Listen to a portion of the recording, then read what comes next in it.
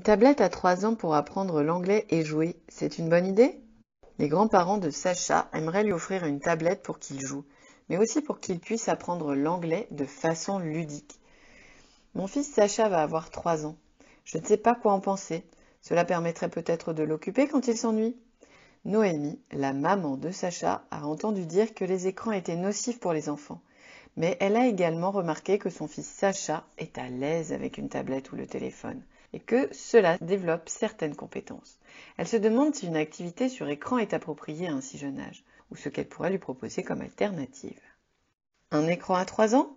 Les professionnels de santé et de la petite enfance ont beaucoup réfléchi à l'impact des écrans sur le développement des enfants. La règle la plus courante, c'est pas d'écran avant 3 ans. Et surtout, pas d'écran en situation passive comme la télévision. Si l'on veut vraiment commencer à initier son enfant aux alentours de ses 3 ans, mieux vaut le faire avec des jeux interactifs qui sollicitent une participation de sa part. La télévision doit être éteinte dans le salon, car l'attention de l'enfant est monopolisée par les images qui défilent.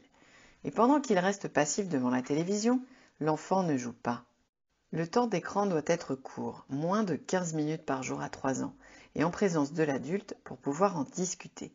La tablette, comme toute autre activité, est un support d'échange avec l'adulte et ne doit pas être une activité solitaire qui coupe l'enfant de la réalité. Quant aux gains apportés par des jeux ou activités en langue étrangère, ils dépendent de beaucoup de facteurs. La langue est-elle parlée à la maison? L'enfant a-t-il déjà un bon niveau de français? Est-ce si ludique que ça? L'efficacité des applications linguistiques pour enfants n'a pas été démontrée de façon suffisamment claire.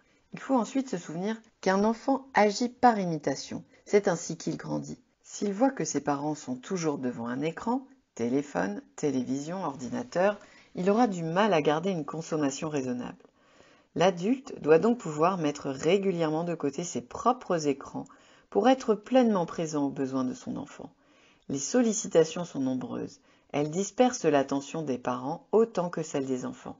On peut par exemple décider que pendant le temps du bain, du repas ou du jeu, le téléphone de papa et maman reste dans une autre pièce. Cela aide à prendre du recul et à profiter des moments précieux qui passent finalement très vite. Pourquoi les enfants jouent-ils?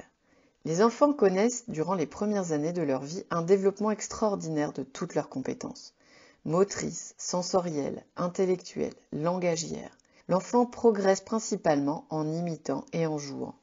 Quand un enfant joue, il apprend à faire connaissance avec son corps, avec les différents objets et matériaux qui l'entourent, avec les bruits. Il se familiarise avec les règles de la vie en société, en apprenant à jouer chacun son tour par exemple. Il progresse en autonomie, en confiance en lui. Il enrichit son langage. Il construit tout son raisonnement logique et mathématique. Par exemple, en transvasant des liquides dans un seau, en alignant des objets par ordre de taille ou par catégorie, il découvre les lois de la physique et crée les bases de ses futurs apprentissages scolaires. Le jeu est une occupation agréable, mais pour l'enfant c'est bien plus que ça, c'est un travail à temps plein. Quel jeu proposer à un enfant de 2 à 3 ans? Après les découvertes sensorielles de la toute petite enfance et les premiers jeux symboliques, l'enfant de 2 à 3 ans est intéressé par une multitude d'activités. Sa curiosité et son énergie semblent illimitées. À nous d'en profiter. À l'extérieur, il est capable de commencer à faire du tricycle, de la draisienne ou du vélo avec des petites roulettes. Il peut aussi sauter, courir, jouer au ballon, faire du toboggan, grimper. Dans la maison, il va prendre plaisir à jouer avec son entourage et à imiter. C'est l'âge idéal pour faire avec et faire comme. On va profiter des tâches de la vie quotidienne pour partager un moment. Préparer le repas, mélanger, malaxer, découper, disposer, éplucher. Tout ce qui peut sembler fastidieux à l'adulte est une belle découverte sensorielle pour l'enfant. On peut aussi bricoler, jardiner, ranger, nettoyer. Il est possible d'associer le jeune enfant à ces activités qui peuvent nous paraître répétitives. L'adulte verbalise les actions, propose à l'enfant de l'aider à sa mesure. Quelle fierté pour un enfant d'avoir préparé des cookies avec sa maman ou aidé à passer l'éponge sur la table. Sans le savoir, il enrichit toutes ses compétences et découvre le monde. Les activités manuelles sont également indispensables au bon développement de l'enfant. Découpage, collage, coloriage, dessin, peinture, pâte à modeler, enfilage de perles, encastrement et puzzle de plus en plus complexes. Les idées et les supports ne manquent pas. Les enfants gardés en collectivité ont souvent des créneaux dédiés à ces activités manuelles. Entre 2 et 3 ans, l'enfant connaît une progression langagière stupéfiante. Celle-ci sera renforcée par les histoires que l'adulte lui lit et qui sont des moments câlins très appréciés, mais aussi par les jeux qui permettent de développer l'imagination. On peut lui donner des petits personnages ou des animaux, Lego, Duplo, Playmobil 1, 2, 3, et construire ensemble une histoire. Le jeune enfant aime encore assembler les objets, Capla, Lego, cubes, mais il commence aussi à pouvoir mettre du sens et fabriquer un récit avec le soutien et les encouragements de l'adulte. Le jeu symbolique. L'enfant a maintenant accès au jeu symbolique. Il peut faire semblant, avec des personnages, avec ses poupées, ses voitures, la dinette, en se déguisant, en soignant les peluches, en nourrissant son doudou. Le jeu symbolique est un très bon miroir de ce que l'enfant perçoit et vit en famille ou à l'extérieur. De 2 à 3 ans, c'est aussi l'âge de la découverte des premiers jeux de société. Il en existe de multiples, qu'on peut trouver neufs ou d'occasion, en vide-grenier par exemple. Durant ces jeux, l'enfant apprend à respecter une règle, à suivre un objectif qui peut être partagé avec son parent.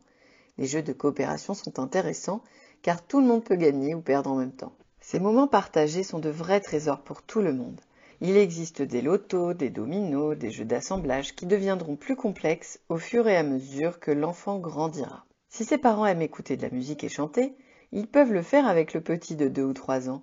L'enfant commence à apprendre le rythme, il retient les mélodies et les paroles, parfois déformées. Les comptines lui plaisent et occupent aussi les trajets en voiture. Si les parents ne sont pas à l'aise avec des chansons, ils peuvent utiliser des supports numériques, mais sans donner l'écran à l'enfant, qui risque d'être happé par les images au détriment de la musique. Enfin, l'enfant de 3 ans est réceptif au monde qui l'entoure et pose de nombreuses questions, parfois sans répit.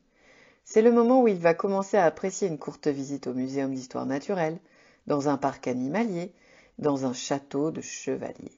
Pas besoin d'investir dans des activités coûteuses. Le petit enfant peut s'émerveiller du moindre petit caillou ou de la petite plume qu'il croise sur son chemin. Si l'adulte est attentif à cela, l'enfant se sent heureux et valorisé. Il a envie de grandir. Oui, mais je n'aime pas jouer. Comment je fais? Certains parents n'aiment pas jouer. Ils se sentent démunis face aux propositions qu'on leur fait. Dans ce cas, pas de panique. Les activités partagées, quelles qu'elles soient, sont un moment de qualité avec leur enfant, si toutefois l'attention dirigée vers le moment présent. Faire avec est un moment privilégié avec son petit, durant lequel on va parler, échanger sur ce que l'on fait, ce que l'on ressent. Cela crée des souvenirs pour plus tard et cela remplit le réservoir émotionnel de l'enfant, comme celui du parent. Pour certains parents, le vrai moment de complicité, c'est une histoire lue dans le canapé, après le dîner. Pour d'autres, ce sera un moment de délire où tout le monde danse dans le salon. Pour d'autres encore, ce sera une promenade en forêt, à la découverte des plantes et des animaux, ou un petit tour au marché. Chaque parent a ses goûts et ses centres d'intérêt, chaque famille a ses habitudes. On peut aussi solliciter l'entourage pour les jeux plus formels, papy et mamie, tata, nounou. Certains adultes aiment encore beaucoup jouer. Noémie a raison de s'interroger sur l'intérêt d'une tablette pour Sacha. Entre 2 et 3 ans, le jeune enfant a encore tout un monde à découvrir, et il va le faire par le jeu. Si elle le souhaite, elle peut accompagner son fils en jouant avec lui sur la tablette, moins de 15 minutes par jour. Cela ne sera pas néfaste si le reste de la journée permet de garder un temps de jeu ou d'activité partagée.